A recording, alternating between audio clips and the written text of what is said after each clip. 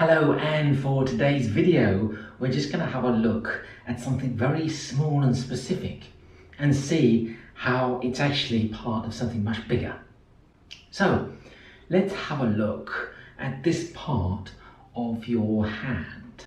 Now, this part of your hand is along a line which is called the small intestine channel, which is part of a bigger channel called the taiyang.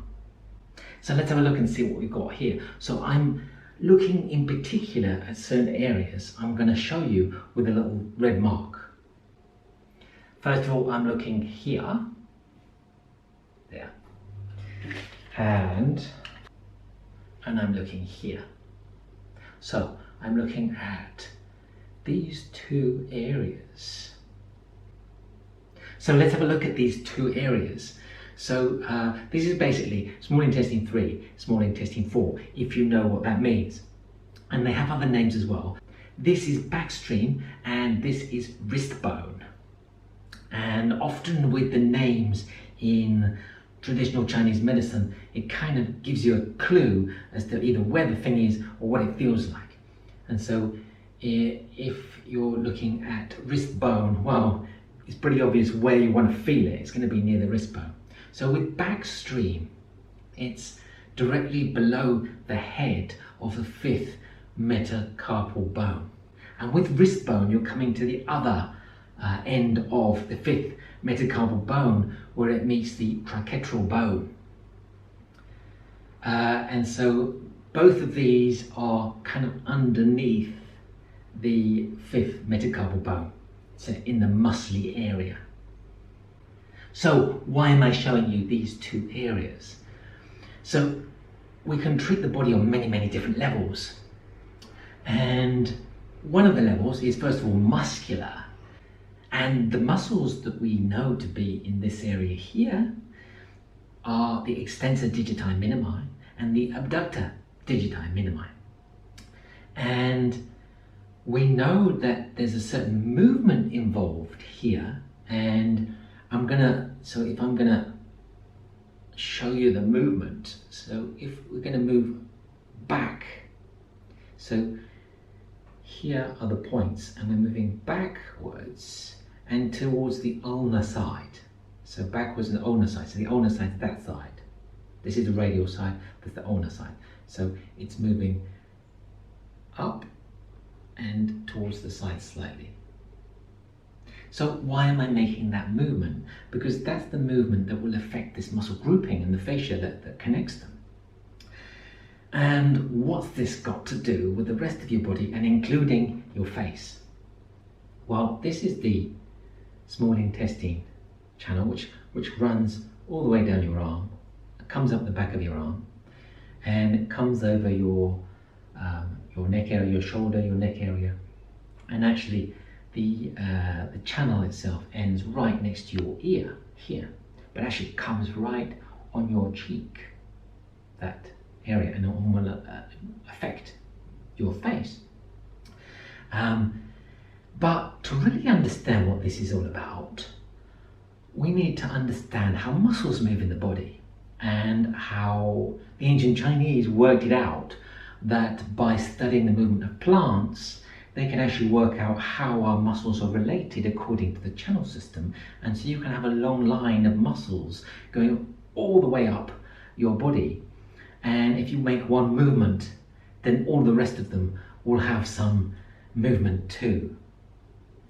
So with the small intestine, it's part of the taiyang grouping. Now the taiyang includes the bladder. Now the bladder is a very important channel which runs all the way down from your eyes, over your head, all the way down your neck and your back and the back of your legs until your little toe. So the small intestine, which is what this one is coming along there, is connected with the bladder because they're essentially two parts of one thing, which is the taiyang. And so the movements of muscles in this area here will affect the chain along the small intestine muscle grouping. which will affect the movement of Tai Yang. So the movement of Tai Yang is backwards. So if I move my head that way, that's a Tai Yang movement. And I'm using lots of the muscles within the Tai Yin muscle groupings. If I bend backwards like that, I'm using the Tai Yang muscle chain. If I bend my hand up and slightly to the ulnar side, I'm using the same muscle chain. And so basically the Tai Yang muscle chain is a movement going backwards within the body.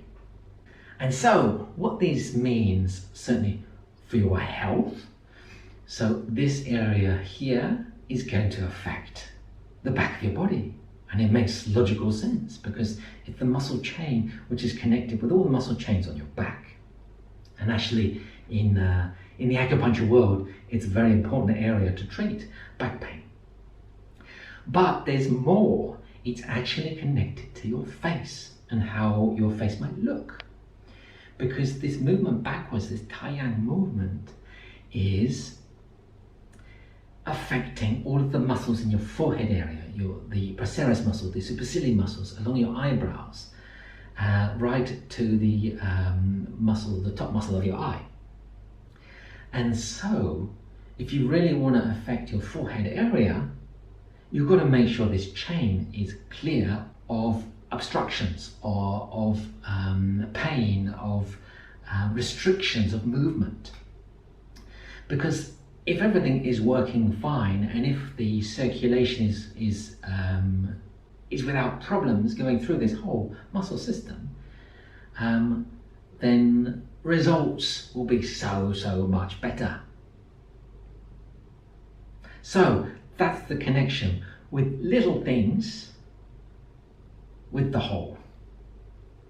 It's very important to understand, because, for example, if I wanted to treat your back for back pain, I could come straight to your back and treat it.